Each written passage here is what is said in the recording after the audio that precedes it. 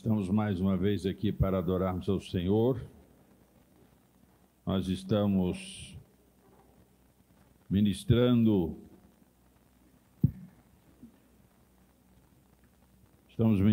uma sequência de palavras, subtraindo da narrativa bíblica as informações preciosas de que precisamos para uma vida em família, em sociedade, para uma vida bem construída pelo poder da palavra do Senhor. Amém? Hoje nós estamos com um móvelzinho aqui, novo. Isso aqui é obras das mãos do apóstolo.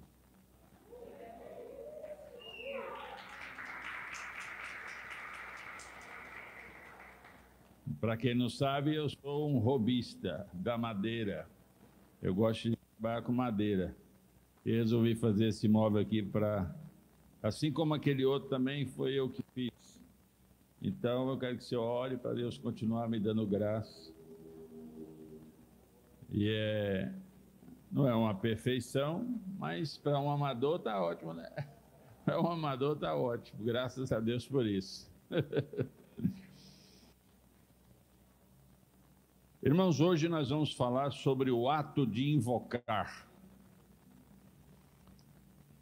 E está registrado em Gênesis capítulo 4, versículo 26. Gênesis capítulo 4, versículo 26. Como já foi dito, todos aqui são muito bem-vindos para estarem conosco na adoração ao Senhor, no aprendizado da santa e bendita palavra do Senhor. Amém? É só diminuir um pouquinho aqui o retorno, que eu acho que vai ajudar. Aqui está dando Gênesis capítulo 4, versículo 26. Está bem ali. E a Sete também nasceu um filho e chamou o seu nome Enos. Então se começou a invocar o nome do Senhor. O livro de Gênesis, irmãos, é certamente o livro dos começos na Bíblia. É um livro que apresenta o início das coisas naturais e das coisas espirituais. É um livro muito apropriado para a gente ter a noção daquilo que foi a continuidade no processo até chegar aos nossos dias. Então, quando nós olhamos para a história narrada no livro de Gênesis, a gente consegue esclarecer muitos fatos necessários para chegarmos até a cruz de Cristo, para chegarmos até a formação da igreja do Senhor Jesus. Então, é um livro que narra esses começos naturais e espirituais. No texto, daí se começou, isso mostra que houve ali um início da prática espiritual. E é sobre isso que a gente vai buscar a nossa reflexão, ou vai tratar para refletirmos melhor, né? Essa época retrata nas entrelinhas, no bojo daquela sociedade, naquele começo, quando a gente olha para esse texto aí, a gente consegue perceber, isso foi aproximadamente 105 anos depois do nascimento de Sete, quando Enos nasce, está lá em Gênesis 5, 6, a gente percebe que há uma necessidade disto acontecer, e é sobre essa necessidade de se invocar o nome do Senhor que a gente busca nesse texto. Na semana passada, falamos aqui sobre a desobediência, a maldição da desobediência, falamos sobre a transgressão de Caim, que foi o fratricídio, né? Ele matou o próprio irmão, e todas as consequências pertinentes a um ato tão violento, um ato tão terrível, né? As suas consequências. Deus trata com Caim, dá a Caim a sentença que ele precisava ouvir, nós falamos sobre a generosidade de Deus primeiro, antes do ato maluco, translocado e odioso de Caim. Deus chama Caim e mostra o nível de generosidade e misericórdia para reaver a sanidade e o equilíbrio na vida de Caim. E ele não dá a mínima para isso e finalmente acaba praticando o ato violento. Neste modelo, nessa narrativa, a gente percebe que a comparação, né, entre a sua oferta e a oferta de Abel, essa comparação que é uma coisa muito comum nos nossos dias, né?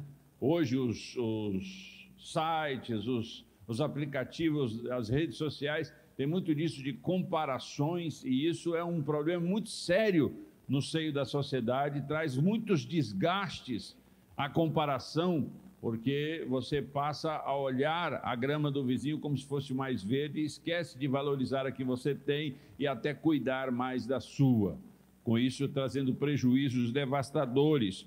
Então a gente vê isso no decurso dessa narrativa. E aí, depois da sentença que foi dada, depois da marca que pode ter sido algo espiritual, mais visível, nós não sabemos que nível de marca que foi essa que Deus deu a Caim, eu falei sobre isso. Há quem diga que foi pele escura, mas isso não há nenhuma comprovação teológica. Inclusive usam esses argumentos para o racismo e a inserção da escravatura, não é? Da escravidão na sociedade humana, a partir dessa premissa de que houve uma maldição sobre Caim, escurecendo a pele dele, mas isso não há nenhuma comprovação teológica ou científica para isso. Então, o que ocorre foi que ele saiu da presença de Deus. Depois de receber a sentença, ele sai da presença de Deus e vai para uma região chamada Nod. E lá ele estabelece a sua vida e começa a viver ao seu modo, do seu jeito, criando os protocolos, os hábitos, os costumes que ele entendia que deveria ser, não é? E neste texto de Gênesis capítulo 4, aí a gente vai até o versículo 25, da narrativa dos começos, né, dos armeiros, dos músicos, e há uma narrativa dizendo os começos de cada situação, como aquele que inventou as armas, os que inventou instrumentos, e vai essa narrativa. O nosso texto em foco hoje é exatamente o versículo 26, onde fala do nascimento do filho de Sete, chamado Enos. Esta que é a nossa história.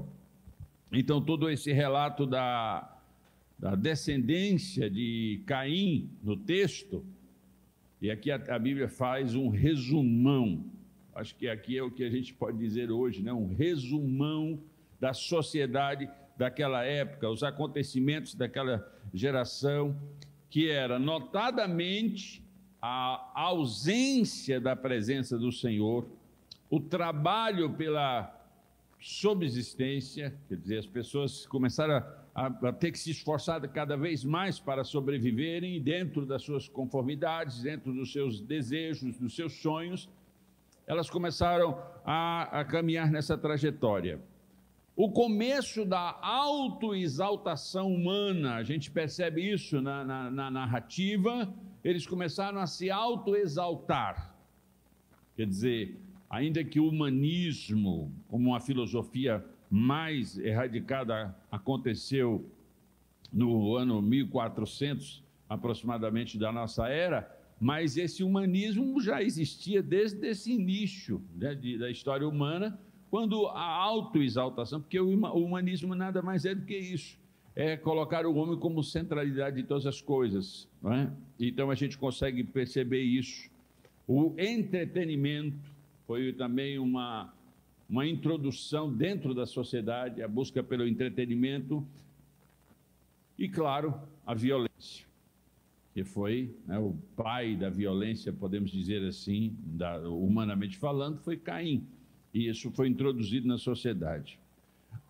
quando Sete nasce, e Sete, a palavra Sete significa compensação, aqui a gente percebe nesse texto, a impressão que eu tenho quando leio esse texto é que houve uma aproximação de Eva em relação a Deus.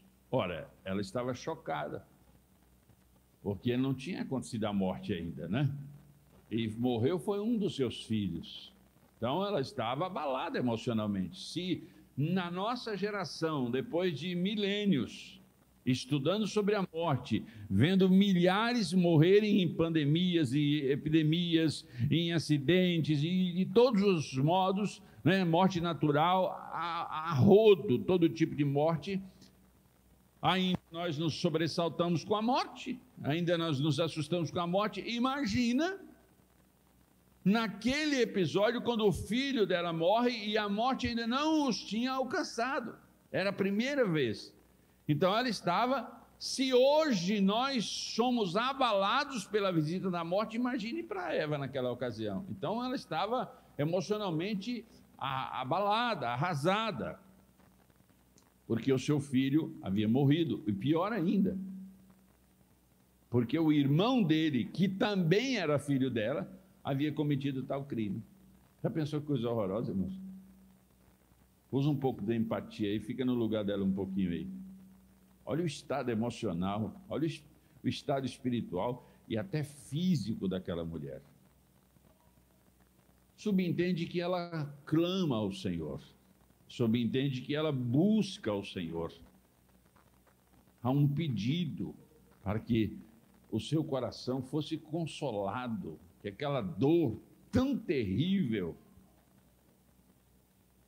Eu contei aqui o episódio, né, da pastora Margarida, uma dor tão terrível que ela fosse compensada, e Deus manda Sete. E pelo nome, a impressão clara que nós temos na construção dessa narrativa é que foi uma compensação pela perda de Abel, o seu filho, que havia sido tirado dessa maneira tão abrupta, tão terrível. Após o nascimento do seu filho Sete, 105 anos se passaram. Gênesis capítulo 5, versículo 6. Sete teve um filho, e esse filho recebeu o nome de Enos.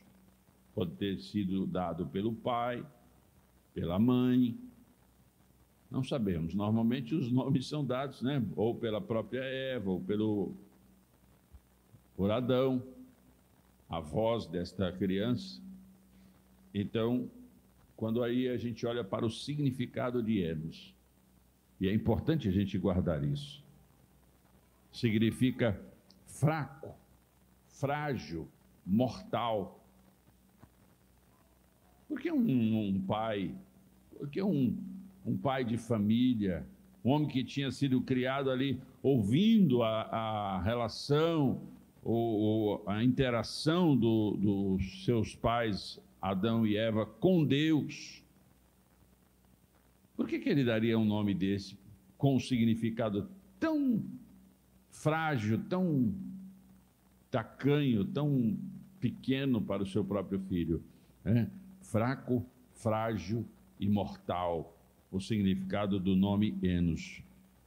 Então, aquela família, diante de toda a sua história que antecede o nascimento de Enos, diante de toda aquela trajetória e a tragédia ocorrida naquela família, percebe-se claramente que muitas coisas tomaram o coração daquela família. A alma daquela família foi assombrada, né? O espírito daquela família foi angustiado, porque eram dias difíceis. Ainda mais que ouviam as histórias do Éden, as histórias do relacionamento de Adão e Eva. Então, se comparando uma com a outra, era tragicamente difícil encarar aquela situação. Então, qual é a história propriamente deste versículo 26 do capítulo 4 de Gênesis, né? Aqui a gente pode perceber que é uma sociedade que estava se organizando sem Deus. Diga comigo, uma sociedade que estava se organizando sem Deus. A vida de uma sociedade que se organiza sem Deus é uma vida frágil, é mortal, porque está sem Deus. E a palavra morte, já falei para vocês aqui, separação, sobretudo a separação espiritual, o distanciamento de Deus, não é? Então, era uma vida frágil e mortal que estava surgindo aos olhos de toda aquela sociedade, não é? De todos aqueles descendentes de Adão e Eva que se estava vendo. Aqui, a gente pode perceber que Adão e Eva, talvez eles estavam agora tomados de medo, de pavor, por causa da violência com que o seu filho fora tirado. Então, em se tratando de violência uns contra os outros, isso foi terrível para eles. Então, provavelmente, não há uma explicação clara, mas se a gente consegue fazer uma leitura, né, dentro dessa narrativa, havia uma opressão agora, um medo terrível no coração de Eva, no coração de Adão, no coração do próprio Sete, no coração dos outros filhos, porque o texto diz que Adão e Eva tiveram outros filhos. E aí a gente percebe que essa família poderia estar sentindo medo da violência. Outra coisa, essa busca desenfreada, desde os primórdios da raça humana até os nossos dias, pela subsistência, podia estar oprimindo eles, porque no Éden tudo estava à mão, agora não, eles tinham que buscar. Nós não sabemos os perigos daquela vegetação, dos perigos da fauna, dos perigos que eles enfrentavam. Então vamos deixar que a nossa mente viaje nesta narrativa e observar como que para eles a busca pela sobrevivência não era uma coisa tão fácil, tão próxima deles, e isso oprimia os seus corações. Outro ponto que a gente consegue perceber nessa narrativa é que esse sentimento de que o mal reside, que está ao redor do homem, que o mal está destruindo as possibilidades do homem, mas pior ainda é a constatação de que o mal também pode residir dentro do homem, fazendo com que ele se torne assassino, um violador sexual, um pederasta, um alcoólatra, não é? Todo nível de lascívia, todo nível de depravação, essas coisas começaram a surgir. Então a sociedade daquela época, particularmente esse clã mais próximo de Adão e Eva, o que eles estavam percebendo? Que o mal não só estava ao redor, mas também estava dentro do coração das pessoas. Isso era intimidador, isso era terrível. Isso chocava a alma. Então, nesse texto, afirma que começou a haver um culto formal a Deus. E é curioso, porque fala de Sete como uma compensação. Depois apresenta Enos como que na época se começou a invocar Deus. Lembra de Gênesis capítulo 3, versículo 15? O que diz Gênesis 3,15? Da semente da mulher nascerá um que pisará a cabeça da serpente. Ora, agora, o que Eva poderia estar olhando para Sete como aquele que tinha condições de pisar a cabeça da serpente, como aquele que tinha condições de afastar o mal da sua família. Então ela tinha essa expectativa, daí o nome compensação. E quando nasce Enos, isso já 100 e tantos anos depois, do episódio do nascimento de Sete, toda aquela história, aquela construção, a vida, a multiplicação dos seres humanos, daquela família, o crescimento daquela família, trazendo, claro, melhorias em vários aspectos, mas também na sua melhora do aspecto de evolução, mas também havia um afastamento contínuo de Deus, tornando o ser humano frágil, fraco, mortal, dependente, inseguro, milindrado, todo tipo de ativação que a gente possa usar para mostrar a debilidade humana estava retratado ali. Esse era o quadro, essa era a sociedade daquela época. E aí a gente pode pensar assim, será que não havia culto antes do capítulo 4, versículo 26? E começou a invocar o nome do Senhor. Quando a gente lê esse versículo, a impressão que tem é que não se invocava o nome do Senhor. Mas, na verdade, esse texto aqui está apresentando uma forma cerimoniosa, regular, sistemática, metodológica de adoração ao Senhor. Estava construindo uma reunião, porque a sociedade estava se multiplicando, havia necessidade de organizar as coisas, de dar nomes, de dar horários e modelos e cerimônias. Isso era natural que se começasse. Mas claro que invocar o nome do Senhor, isso já existia, porque Adão e Eva, eles viveram no Éden, eles chamavam o Senhor. E o que significa a palavra invocar, particularmente no versículo 26? Essa palavra invocar é gritar, é clamar, é chamar. Então se começou a invocar. Aqui nesse texto, nesta configuração de fragilidade, o que se pode fazer quando você se sente frágil, débil, assustado? Qual é a iniciativa? É chamar uma força, uma guarda, alguém que possa sustentar e possa garantir, um guardião, como o próprio salmista diz, que o Senhor é o nosso escudo, o nosso rochedo, o nosso baluarte, né? Essas afirmações enfáticas de quem é Deus para nós. Ele é a nossa fortaleza, o nosso abrigo seguro, debaixo das asas do Onipotente. Essas expressões que alimentam o sentimento de dependência, mas também na crença de que esse Deus a quem estão clamando é tão forte e poderoso a ponto de aplacar, de destruir, de anular todo o medo, toda a fragilidade, toda a fraqueza do ser humano. Então é o que nós vemos aqui, essa configuração de fragilidade. Então um olha para o outro olha para o um e diz assim, algo está acontecendo aqui. Havia alguém que invocava o nome do Senhor ali, havia alguém que invocava o nome do Senhor acolá, e talvez Adão e Eva, patriarcas daquela ocasião, eles pensaram consigo, aconteceu uma tragédia por conta de um culto mal feito.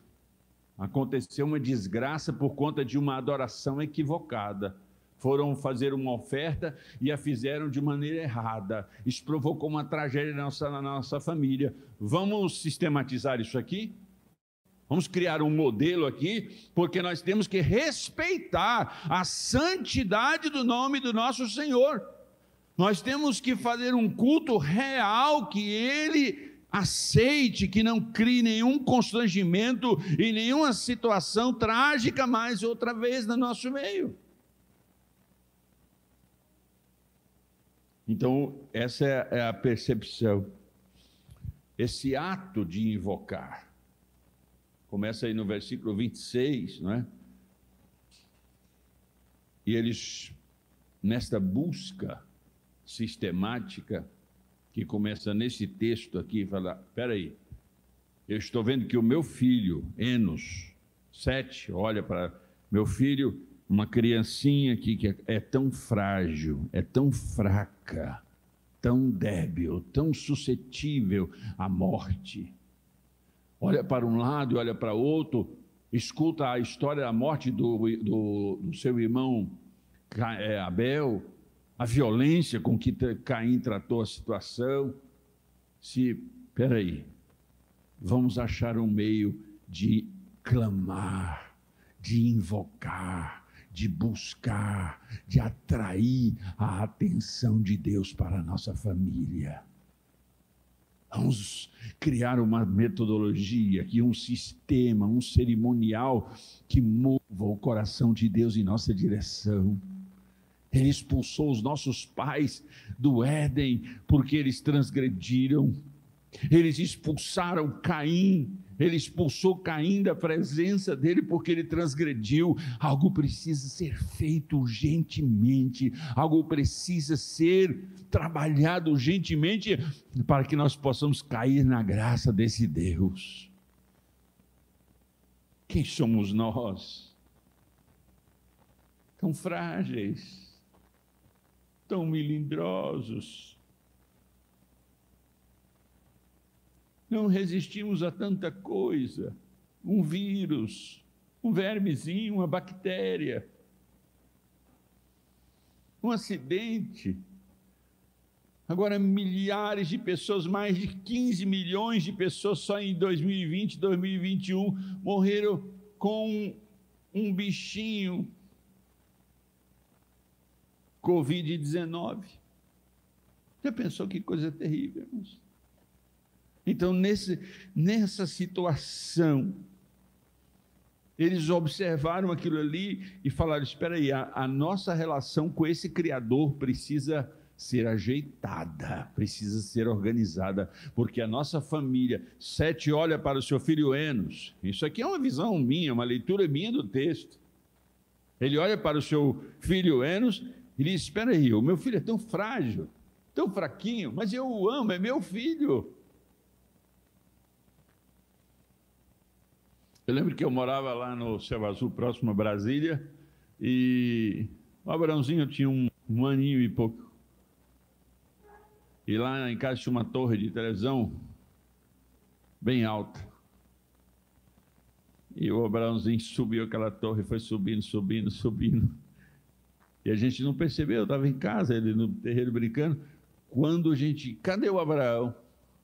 Quando eu saí lá fora, irmãos, o Abraãozinho estava lá em cima na torre, com um ano e pouquinho. Meu coração fez assim. A Márcia ficou. Jesus, misericórdia, põe o teu anjo, Senhor. Põe o teu anjo. Eita, Abraãozinho, segurando firme. Muito bem, meu filho. Graças a Deus que você tem forcinha na mão. Você é tão forte assim, igual o papai. Agora você vai descer, ó, pezinho por pezinho, até chegar aqui embaixo. Você dá conta, meu filho? Dá, não dá? Ó o homenzinho do papai. E o coração apertado. E ele foi descendo, pé por pé, e a gente orando e clamando ao Senhor para que ele não se soltasse. Quando ele chegou, a gente abraçou ele, beijou ele e falou, obrigado, Jesus, por ter salvado nosso filho. O Misaque deu uma desidratação terrível quando nós pastoreávamos uma igreja em Gurupi, e ele estava tão frágilzinho na cama do hospital, só a pelezinha, os ossos, aquela coisa mais terrível e frágil. Eu olhava para aquele menino e dizia, Jesus, só o Senhor, só o Senhor. Então, quando o Sete pega Enos, ele olha para Enos e diz, tão frágil, tão fraquinho, tão mortal.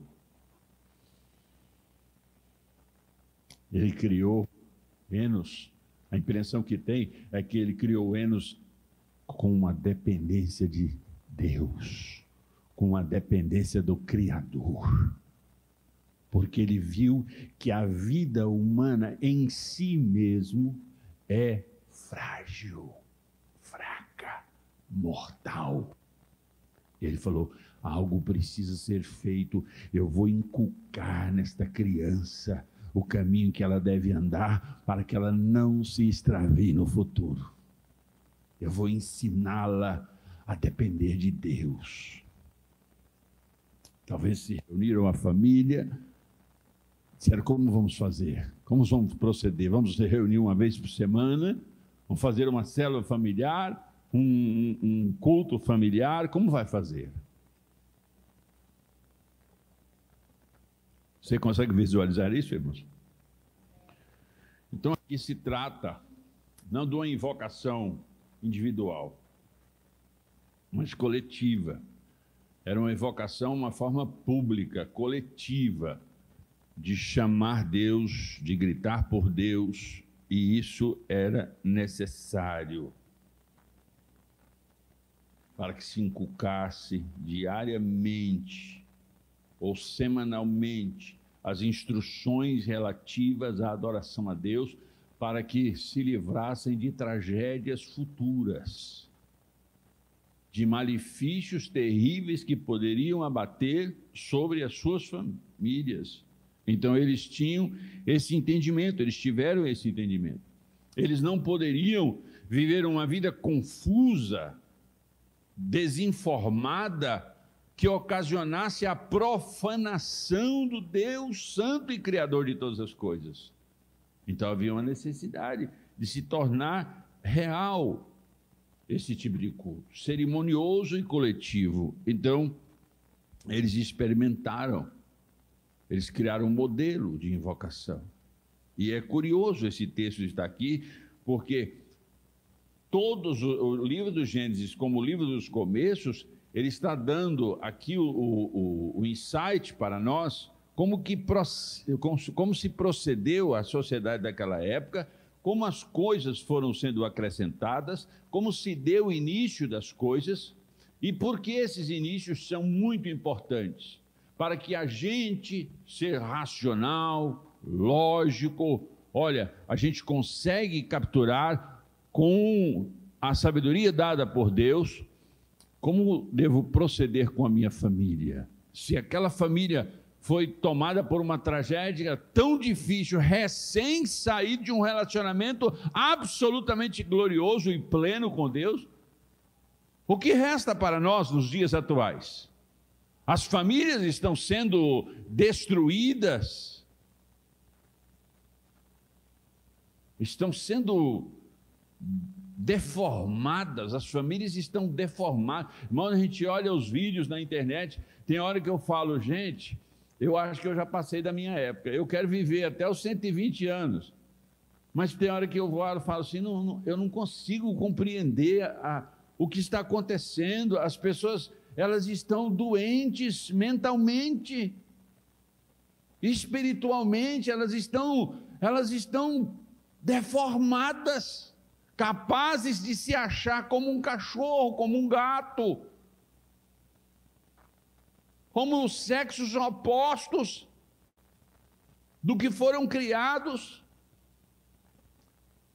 A família está sendo diariamente, massivamente destruída pelo Deus deste século, da maneira como ele começou lá atrás, sutil, sagaz, mas perseverante, insistente para desgastar a sua família. Uma das coisas que eu me distraio bastante é desenho animado. Eu gosto de desenho animado. Eu não gosto muito desse filme pesado, essas coisas. Eu gosto de desenho animado. Quanto mais simples o desenho, mais eu gosto. E eu comecei a assistir uns desenhos esses dias e eu falei: eu não estou acreditando, não. Nojeira, irmão, nojeira. A ideologia de gênero sendo enfiada de goela abaixo assim nos desenhos animados. Eu digo assim, eu que sou um homem de quase 60 anos de idade, meu Deus, eu nem acredito. Se eu não tivesse a mentalidade que eu tenho, eu acho que eu seria doutrinado, aceitaria a doutrina, porque eles colocam de uma maneira tão sutil e tão interessante que você aceita isso como natural. Agora imagine o seu filho, que não tem estrutura nenhuma, não tem maturidade nenhuma, que não tem conhecimento nenhum. Aquilo ali para ele é uma informação e a mente dele está absorvendo tudo. A dialética do diabo na sua provocação, na sua desinformação. Então tudo é relativo. Não há verdades factuais, verdades fundamentais, objetivas, determinantes. Porque as pessoas, não, eu não acho isso. Ora, mas não tem a ver com o que eu acho ou o que você acha. Tem a ver com a constatação. Tem a ver com a realidade da ciência, do que nós conhecemos anatomicamente, fisiologicamente. Então, desde aquela época, se começou um treinamento minucioso, lento, ardio, sagaz, fazendo com que aquelas famílias fossem sendo discipuladas pelo inferno, para que suas famílias fossem destruídas, porque a mesma serpente lá do Éden, o mesmo indivíduo lá do céu, que fez com que uma terça parte do céu se rebelasse contra o seu pastor, contra o seu Senhor, contra o seu Deus, este mesmo indivíduo, cheio de ódio, cheio de inveja, cheio de arrogância, presunção, de achismo, esse indivíduo não podia aceitar como natural um ser que foi criado à imagem e semelhança de Deus e que desse certo. Então lá no Éden ele se intromete, faz uma bagunça lá e ele agora diz: eu vou seguir essa família, eu vou destruir essa família, e não vai, a profecia de Gênesis capítulo 3 versículo 15 não vai se cumprir. Então, no capítulo 4, versículo 26, se começou a invocar o nome do Senhor. O ato de invocar o nome do Senhor nasce ali, do meu ponto de vista e do de vários outros, como um ato coletivo, porque o ato individual já existia.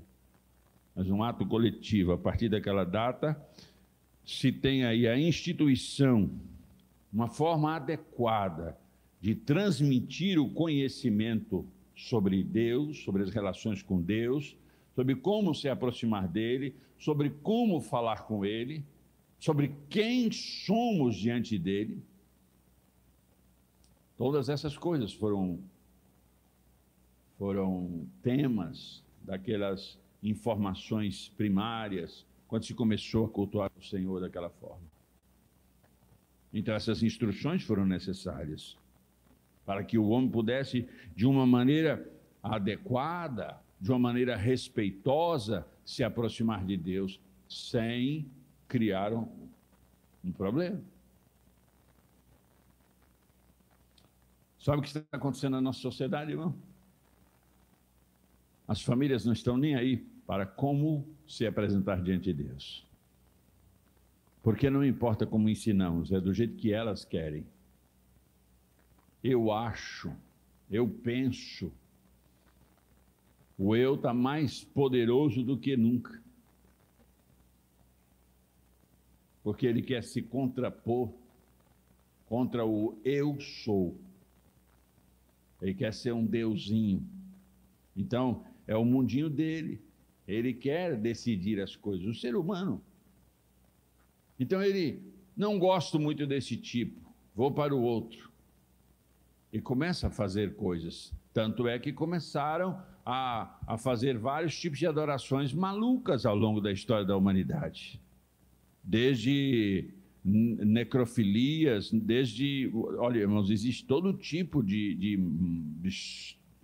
cultos extravagantes e malucos aí ao redor da terra. Porque o ser humano foi decidindo. Ele teve uma ingerência, teve uma interferência, teve uma vozinha maligna dizendo: vai por esse caminho que é mais rápido, faça isso desse jeito que é mais fácil. Porque as pessoas, elas não estão querendo saber como é certo, qual é a verdade, porque as pessoas dizem assim: a minha verdade não é a sua verdade. Não, a verdade é uma só. Jesus disse: eu sou a verdade. Ponto. Não há espaço para criarem mundinhos fora do mundo que Deus estabeleceu. Então, essa instituição do patriarca para o culto, nós não sabemos se foi o próprio Enos que chamou para si essa responsabilidade, ou se foi Sete que chamou essa responsabilidade, ou foi os avós, Adão e Eva, que viu o netinho e falou: espera aí, esse netinho não pode, ele é tão frágil, ele é tão fraquinho, ele é tão mortal, vamos fazer algo que Deus esteja em primeiro lugar, que nós possamos gritar, clamar, invocar. Nós vamos estabelecer o ato de invocar, para que a nossa fragilidade, a nossa fraqueza e a nossa mortalidade receba uma força tão poderosa que a gente possa continuar existindo em Deus. Você está ouvindo o que eu estou falando? Quando uma família, irmão, decide vencer a sua fraqueza, quando uma família decide vencer a sua fragilidade, quando uma família decide vencer a sua mortalidade, ela não vai no Aconcagua, sei lá onde for, no Empire State, né? Ela vai para os pés do Senhor. Quando a família quer ser fortalecida, ela se sentir robusta, ela se curva diante do Senhor no ato de invocar. Ela desce diante do Senhor, porque é com as asas da humilhação que eu vou subir até a presença do Eterno. Você entende o que eu estou falando? Então essa família viu a sua necessidade, viu a sua fragilidade e falou: nós precisamos criar um ato de invocar o nome do nosso Senhor. Que coisa maravilhosa, não, irmãos? Você está entendendo o que eu estou falando? No ministério de Jesus, ele discipulando pessoas e comissionando as pessoas para saírem praticando sobre a autoridade dele, o modelo que ele, Deus, na pessoa de Jesus Cristo, escolheu para a terra. O Senhor Jesus, ele instituiu, ele estabeleceu um modelo de discipulado, de evangelização, de adoração. Foi ele que disse que o verdadeiro adorador adoraria ao Senhor em espírito e verdade. Foi ele que instituiu, e eu disse aqui na reunião passada, sobre os dois pontos poderosos e pertinentes da relação humana e a relação divina, o horizontal e o vertical, como foi estabelecido na cruz, esse poderoso plug do céu que foi conectado na terra para mudar a sorte da sociedade, da raça humana. E aí a gente vê isso na proclamação do Evangelho. Ele vai nos ensinando, assim como na época de Enos, começou a se ensinar como invocar o nome do Senhor. Isso foi passado. O que se percebe no nascimento de Sete, no nascimento de Enos, é que ao se dar o nome compensação, que é Sete, para o filho de Eva, se acreditava em Gênesis capítulo 3, versículo 15, que da descendência da mulher nasceria um. Eles estavam aguardando o filho que mudaria a sorte deles novamente.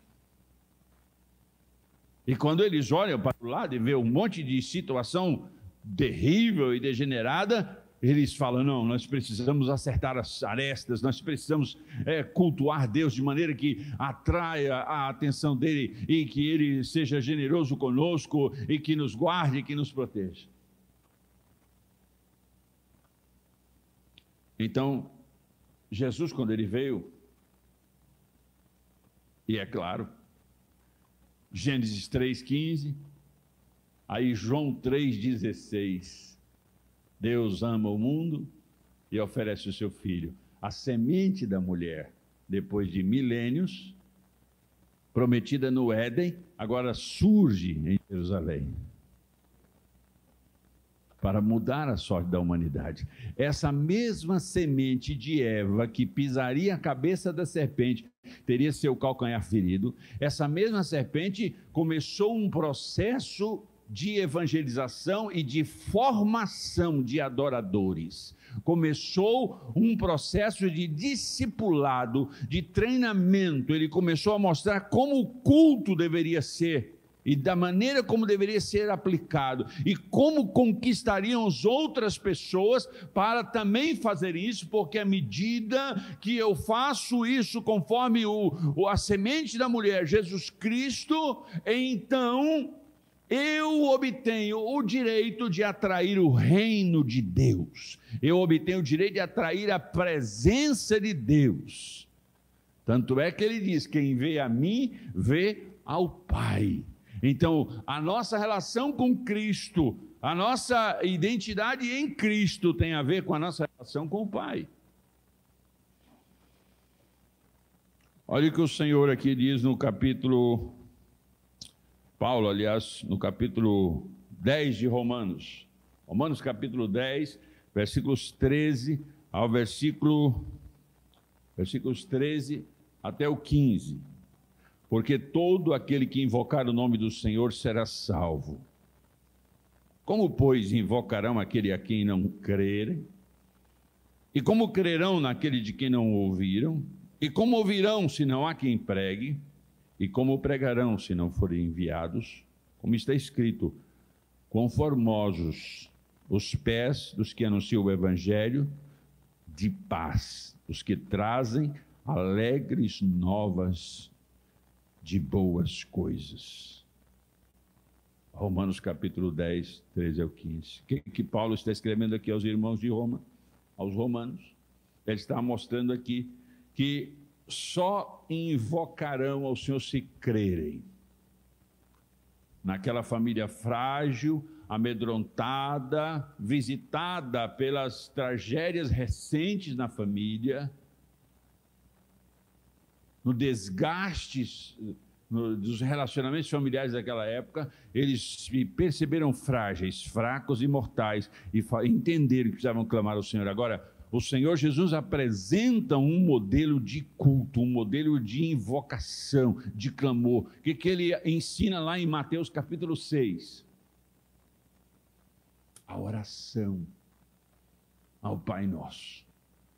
Pai Nosso que estás nos céus. Ele dá essa instrução poderosa. Em Enos se começou a invocar o nome do Senhor. Em Jesus nós temos a clareza e a importância dessa invocação para os nossos dias. Você está ouvindo o que eu estou falando, irmãos? A Bíblia, diga para o seu irmão, a Bíblia nos ensina a praticar o ato de invocar. O ato de invocar a Deus. Esse ato, irmãos, é vital à nossa vida, a nós. Jeremias capítulo 29, por favor. Jeremias capítulo 29, versículos 12 e versículos 13.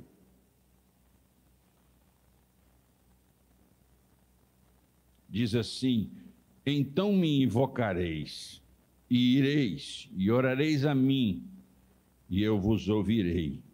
E buscar-me-eis, e me achareis, quando me buscardes com todo o vosso coração. Está ouvindo o que esta palavra está dizendo? Você entende o que está sendo dito, irmãos? Salmo 50, versículo 15, por favor, Salmo 50, versículo 15. É um dos textos. Eu lembro que eu era muito jovem ainda quando eu me deparei com esse texto. Eu sempre carrego esse texto na minha mente porque ele é tão poderoso, esse texto.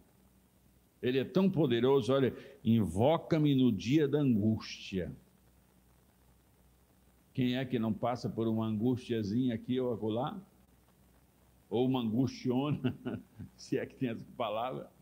Quem é que não passa por um dissabor? Invoca-me no dia da angústia e o quê?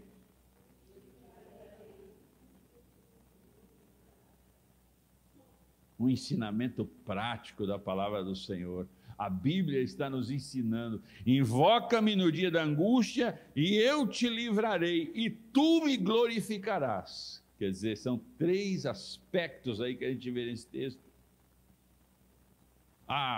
O estímulo, o ensinamento, o incentivo a invocá-lo no dia da sua angústia, clamá-lo, buscá-lo, orar a Ele, gritar a Ele: Deus meu, por que me desamparastes? E aí o que diz o texto? Eu vou te livrar. E depois do livramento, o que é para fazer? Glorificar. São passos simples, instruções simples de como entrar na presença do Senhor neste ou naquele momento. Quando o profeta Jeremias, citando as palavras de Deus, diz: então me invocareis, e ireis, e orareis a mim, e eu vos ouvirei. O que é que Deus vai fazer? O que é que Deus vai fazer? Ele mesmo está dizendo isso: e eu vos ouvirei, e buscar-me-eis, e me achareis, quando me buscares com todo o vosso coração. Então, o ato de invocar é bem instrutivo na palavra. A palavra de Deus, ela instrui categoricamente como se invocar o nome do Senhor. E por que se invocar o nome do Senhor? Mas as pessoas, nesse humanismo desenfreado que a gente está vivendo, elas acreditam no seu potencial. Elas olham no espelho e: você pode, você vai conseguir, você é o cara. Então, palavras com efeitos fortes são mentalizadas como um grande movimento natural, humano, mortal, frágil, vai sendo elaborado para que as criaturas não olhem para cima, para que as criaturas olhem para os seus umbigos, para que as criaturas olhem para os seus feitos. Tanto é que quando Caim sai da presença do Senhor e vai para a região de Nod, o que ele faz? Ele tem um filho chamado Enoque, e ele constrói uma poderosa cidade chamada Enoque, querendo contrariar a vontade de Deus, porque Deus disse que ele ia ser fugitivo por toda a terra. Ele quis peitar Deus. E é assim que nós estamos vendo a sociedade. Elas não querem aceitar uma palavra de doutrina, uma palavra de instrução, uma palavra de proibição. Eu faço do meu jeito. Sim, você tem essa liberdade de fazer do seu jeito, mas também tem as consequências de fazer do seu jeito. Porque foi assim que Caim e Abel viveram aquela tragédia, foi assim que Adão e Eva viveram a tragédia na sua família, saindo de um paraíso. É assim que muitas famílias estão saindo do paraíso, é assim que muitas famílias estão saindo do lugar de delícias, porque resolvem fazer as coisas debaixo do seu achismo, da sua vontade própria, ao invés de buscar a orientação de Deus, ao se curvarem diante do trono de Deus e clamarem para que Ele faça acontecer dentro da sua família, dentro da criação dos seus filhos. O mundo sempre vai dizer que você está errado, o mundo sempre vai dizer que você é retrógrado, o mundo sempre vai dizer que você é cafona, que você é um quadrado, o mundo sempre vai dizer que você é um fanático, porque o mundo quer tirar a culpa dele e jogar para outro, como desde o princípio. Olhe para o seu irmão e diga: ainda tem saída, irmão. Você crê nisso? Diga para o seu irmão: ainda tem saída. Famílias inteiras sendo dizimadas. A Bíblia fala de terremotos, né? Olha o grande terremoto agora que já matou milhares, eu nem sei qual foi o último número. Eu vi uma imagem de um pai segurando a mãozinha da sua filha que estava morta. Não sei se você viu a imagem. aquele pai segurando a mãe. Que coisa mais dolorosa, irmãos. Que coisa mais vulnerável, mais frágil, mais mortal. Ver um pai, você que é pai, você que é mãe aqui, você se coloca no lugar daquele pai. Um cataclisma, algo descomunal tomou o seu país, a sua cidade, e ele sentado ali segurando, o que ele estava pensando, será? No sorriso da sua filha, na vozinha dela dizendo, pai.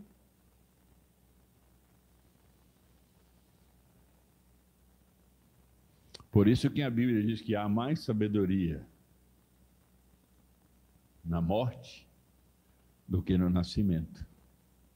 Porque no nascimento, na morte, as pessoas, elas param para refletir sobre a sua vulnerabilidade, a sua fragilidade, a sua efemeridade. Você é passageiro nessa terra. Eu sou passageiro nessa terra.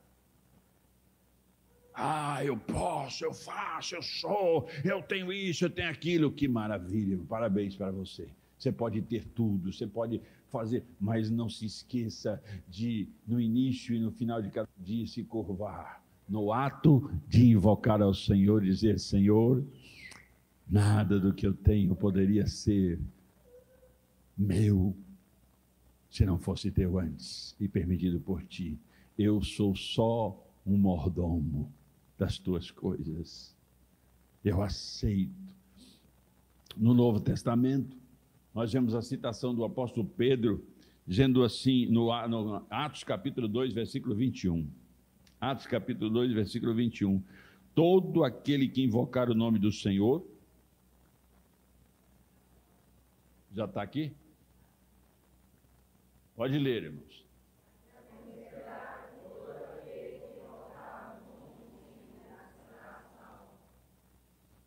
Dá um sorriso bonito aí, dá um sorriso bonito aí. Oh, maravilha, irmão. Que coisa preciosa. Deixa eu te dizer, no Antigo Testamento a palavra Senhor se referia a Yahvé, ou ao Eterno. Então, quando eles invocavam o nome do Senhor, eles estavam invocando a Yahvé, ao Eterno, ao nome do Deus que se apresentou ao seu povo. No Novo Testamento, quando se fala em invocar o nome do Senhor, esse nome do Senhor é o nome de Jesus, que na verdade esse nome Jesus é um nome que não diz respeito ao nome hebraico de Jesus, que é Yeshua, ou Yeshua. Yeshua, ou Yeshua, é oriundo de são duas raízes para a formação desta palavra, que é Yahvé, essa palavra que traz o nome de Deus, essa palavra que apresenta Deus, e é esta palavra que nos mostra quem é Jesus, porque Yeshua significa a salvação de Deus. Jesus é a salvação de Deus para a humanidade. É a mesma tradução da palavra Josué. É a mesma tradução. A salvação de Deus. Então, Jesus, ou Yeshua, é a palavra, a salvação de Deus. Então, no Novo Testamento, quando aqui a gente está vendo Atos capítulo 7, versículo 59. Por favor, Atos capítulo 7, versículo 59.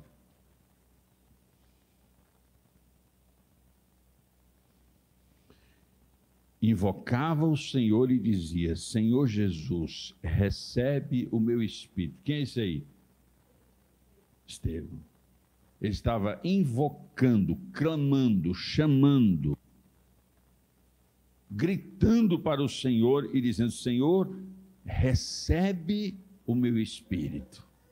Então ele tinha o entendimento da sua fragilidade, da sua limitação e se jogava aos pés do Senhor. Em Atos capítulo 9, a partir do versículo 14, nós temos a interessante experiência do apóstolo Paulo, que conseguiu a autorização dos principais dos judeus para prender Paulo recebe a autorização dos principais dos judeus para prender os que invocavam o nome do Senhor. Aí lá no capítulo 22, ele já tinha se convertido, né? No capítulo 9 é o capítulo da sua conversão, o capítulo 22 já tinha se convertido. Ele mesmo está contando que ao ser batizado por Ananias, olha o que ele diz: e agora, por que te demoras? Levanta-te, recebe o batismo e lava os teus pecados, invocando o nome dele. Ele, quando recebe a carta dos principais judeus para perseguir e matar os cristãos, aqueles que invocavam o nome do Senhor, agora ele recebeu a ordenança: invoque o nome dele. Então a gente vai fazendo essa sequência, vai aprendendo lá na sua carta, no capítulo, na primeira carta de Paulo aos Coríntios, capítulo 1, versículo 2. 1 Coríntios, capítulo 1, versículo 2. A igreja de Deus está em Corinto, aos santificados em Cristo Jesus, chamados para ser santos, com todos os que em todo lugar invocam o nome do Senhor Jesus Cristo, Senhor deles e nosso. Falando sobre a igreja como aquela que invoca, aquele povo que invoca o nome do Senhor. No capítulo 9 de Romanos, nós já falamos que por ter todo aquele que invocar o nome do Senhor será salvo. Aí a pergunta que surge nesse texto é: como invocarão aquele que não creram? E como crerão naquele de que nada ouviram? Aí há uma diferença entre o ato de invocar do Antigo Testamento e o ato de invocar do Novo Testamento. O ato de invocar no Antigo Testamento é uma orientação para que não perdessem a presença de Deus, ainda que distantes, ainda que sequelados, ainda que expulsos do lugar de delícias, eles mantivessem um diálogo com o Senhor. Agora, no Novo Testamento, já é diferente. No Novo Testamento, o ato de invocar ao Senhor já é uma relação de salvação, de direito a entrar no paraíso de novo, de viver as delícias do Senhor. Você está entendendo o que eu estou falando, irmãos? Nós precisamos de receber essa palavra, de aceitar essa palavra que vem, não do Antunes, mas de Deus. Isso nos mostra, irmãos, que invocar o nome do Senhor e recebê-lo no nosso interior nos dá o direito de sermos salvos. Então, o ato de invocar, mais do que um grito qualquer, mais do que uma prece, uma oração, mais do que um cerimonial, mais do que um pensamento positivo, o ato de invocar ao Senhor é uma declaração para o nosso Criador de que nós dependemos dEle, que nós precisamos dEle, que Ele é o nosso tudo, que Ele é o nosso Senhor, é o que fez os céus e a terra, é o que diz que todas as coisas passarão, mas as suas palavras jamais hão de passar, aquilo que Ele diz ficará para sempre. Então, quando você entende isso e interioriza isso, quando você absorve essa instrução bíblica de que precisa exercer o ato de invocar, porque o ato de invocar não é uma oração qualquer, não é uma oração, uma vã repetição.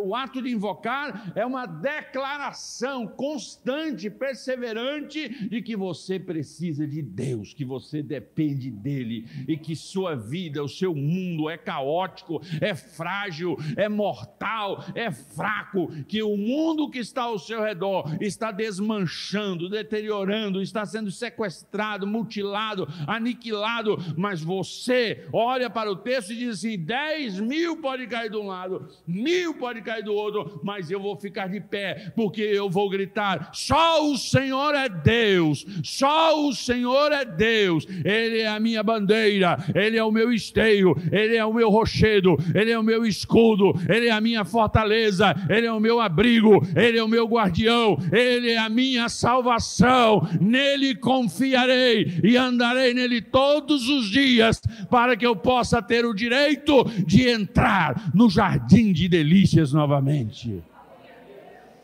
As famílias da nossa geração precisam se curvar diante desta grande preciosidade bíblica. Eu não gosto disso. O que a Bíblia diz? O que a palavra de Deus está dizendo? Quando eu leio a Bíblia, irmãos, eu não posso ler a Bíblia tentando achar o que eu quero.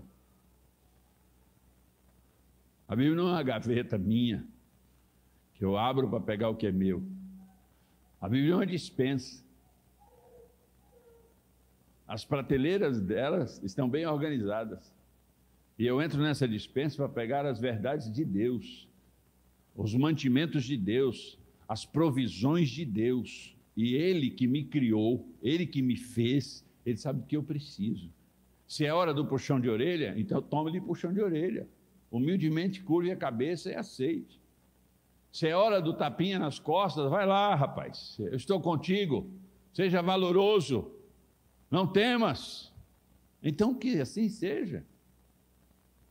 Não pode isso, não pode matar, não pode roubar, não pode adulterar. Ah, mas eu acho que isso está fora de moda. Não está fora de moda, é a palavra de Deus dizendo, e a palavra que não passa. Tudo passa, mas a palavra dele persevera para sempre. Você está ouvindo o que eu estou falando, irmãos? Então, finalmente, eu preciso de entender, os cristãos de Jerusalém não eram conhecidos como aqueles que tinham invocado o nome do Senhor.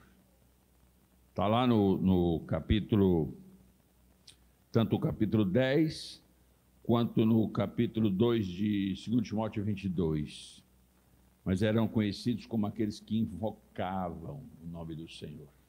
Você precisa ser conhecido na terra como aquele que invoca o nome do Senhor. O ato de invocar tem que ser perene, constante, perseverante na sua vida. Não importa se você é um tolo, cheio de crendices. Não. Eu creio no Deus da minha salvação. Eu sinto muito por você não crer. E eu invoco ao meu Deus para que você creia também. Não seja intimidado, irmãos, pelas conversações dessa terra, mas declare positivamente. As pessoas estão evangelizando hoje, muitas pessoas têm medo de convidar os outros para virem à igreja. Não tenha medo de convidar as pessoas para vir ao culto, irmãos. Não tenha medo de convidar as pessoas para as células. Não tenha medo de falar do amor de Jesus. Tem uma camisa que o pastor Misak mandou fazer, que a administração daqui da igreja, está escrito: eu tenho uma boa notícia para lhe dar. Eu estava no supermercado, aí um senhorzinho mais ou menos da minha idade, chegou em mim e falou: ô cidadão, opa, qual é a boa notícia? E eu me esqueci que estava com aquela camiseta, né? Aí, qual é a boa notícia? Eu, como é que é? Ele, qual é a boa notícia? Aí eu me toquei, aí eu falei: rapaz, mas eu tenho uma boa notícia mesmo para você.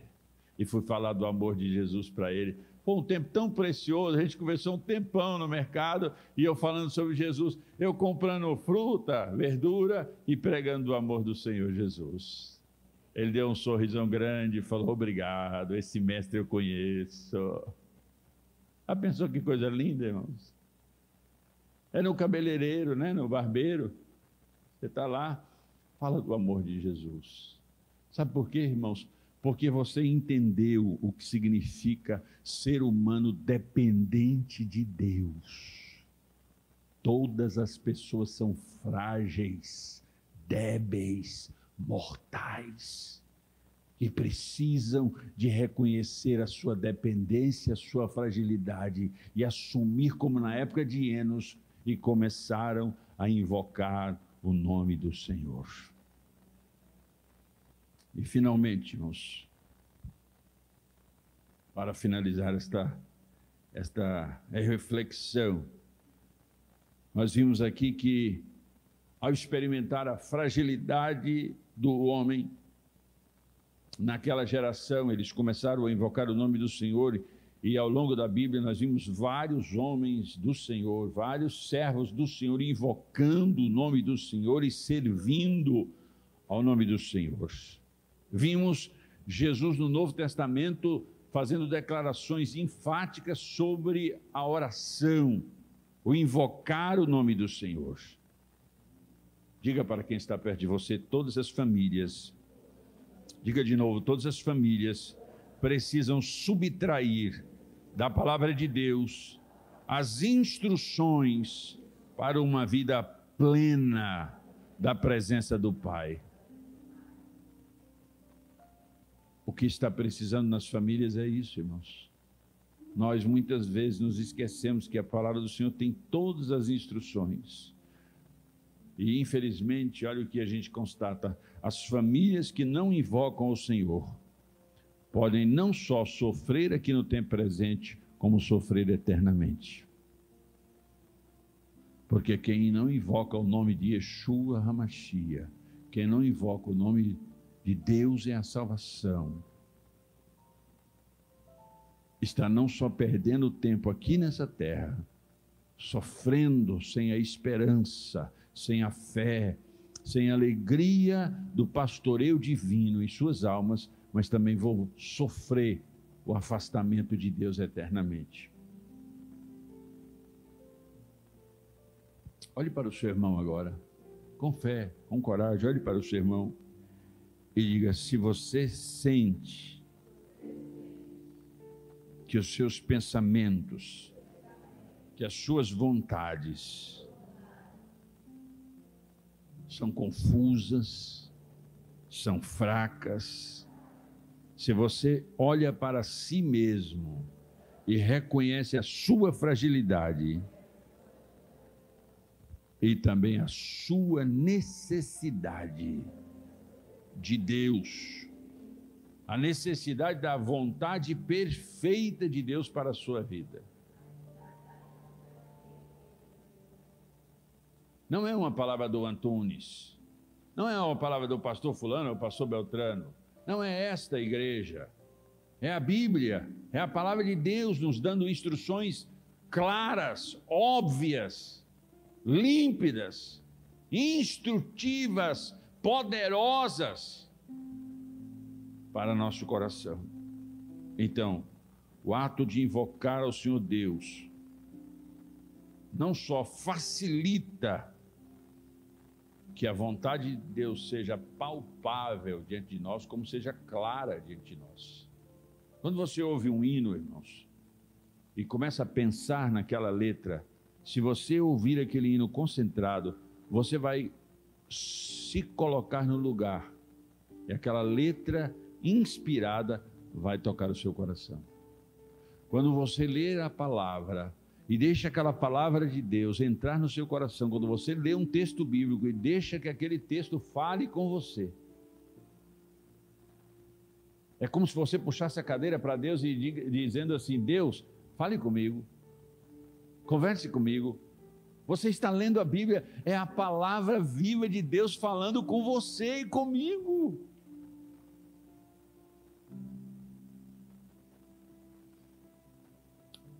O Espírito de Deus, irmãos, certamente vai falar com você. Profunda, gloriosa e poderosamente na sua vida, trazendo restauração para a sua família, trazendo mudanças poderosas para a família. O ato de invocar ao Senhor é necessidade essencial para a sua vida física, emocional e espiritual. Olha o que o salmista diz no Salmo 145, versículo 18. 145, versículo 18, nós vamos finalizar com esse texto. Perto está o Senhor de todos os que o invocam. De todos os que invocam em verdade.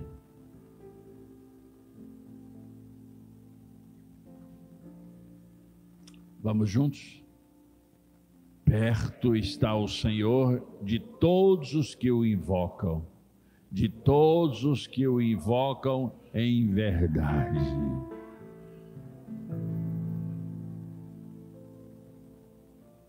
Eu não sei se você teve a experiência de andar com seu pai quando era criança. Alguns têm uma experiência muito dolorosa, muito traumática. Mas sabe, quando a gente anda com alguém que a gente confia, a gente reconhece como amigo, a gente se sente poderoso. Eu lembro que meu pai trabalhava como caminhoneiro, eu era muito criança ainda.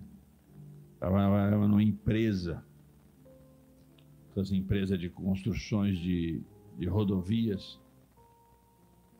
E nós paramos numa represa e tinha um canal assim de cimento e uma água bem forte mesmo. E ele ficou nadando, e eu muito pequeno, não sabia nadar ainda. E ele falou: "Você quer?" Eu falei: "Quero." Foi: "Então, segura no meu pescoço aqui, vem." Irmãos, eu lembro desse dia como hoje. Eu abracei o pescoço do papai. Estava vendo você lá com seus filhos. São memórias gloriosas. Nós pais falhamos muito em prover os nossos filhos com memórias saudáveis. E eu lembro que eu agarrei o pescoço do papai e ele saiu nadando naquela corrente de água. Eu lembro, irmãos, tão claramente da emoção que eu senti naquele dia. Meu pai sempre foi um amigo para mim. Deus quer que você segure no pescoço dele para ele nadar nas correntezas da vida, irmãos. Você pode ficar de pé no nome de Jesus. Deus não quer que você fique só. Ele expulsou o primeiro casal do Éden para que eles não tomassem da árvore da vida e vivessem eternamente na transgressão. Mas Deus mandou a árvore para os humanos. Deus mandou a videira verdadeira para o povo. E disse para que do fruto da videira pudéssemos comer, para vivermos eternamente. Não faça uma experiência essa semana. Muitas vezes eu entrei no quarto do papai, vi o papai dobrado os joelhos no chão, orando ao Senhor. Em muitas situações difíceis dentro de casa, eu vi papai orando a Deus. Talvez o que está nos faltando nessa geração são esses tipos de modelos. Estão querendo fazer uma viagem, não tem recurso. Por que não chama toda a família para a sala e diz: "Vamos orar ao Senhor e vamos invocá-lo, que nós somos tão frágeis esse ano, está tão débilzinho, vamos orar ao Senhor para Ele providenciar os recursos." Então tem uma dívida muito, muito difícil na minha vida, na vida da minha família, vamos reunir, e a gente não faz isso direito, irmãos. Porque as ideias desse mundo tenebroso têm invadido a nossa alma e nosso coração. E quando Enos nasce, daí se começou a invocar o nome do Senhor. Eu quero dizer que hoje você pode dizer: em mim se começou a invocar o nome do Senhor. A minha família, o meu pai, a minha mãe, o meu tio, a minha tia, o meu primo, aquele alcoólatra, aquele viciado em drogas, aquela prostituta, aquele adúltero, aquele pederasta, aquele transgressor da minha família, ele vai ver em mim o ato de invocar e vai se curvar diante desse Deus, e Deus vai fazê-lo forte e poderoso.